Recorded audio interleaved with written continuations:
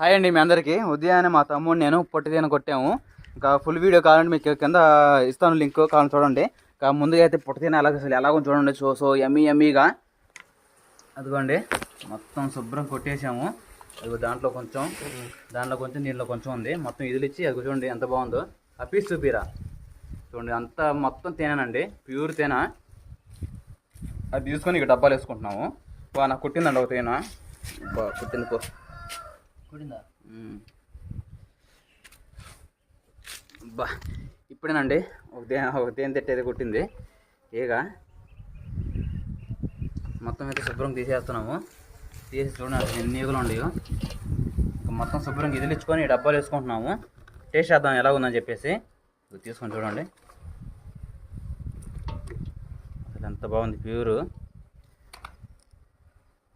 అదిగోండి.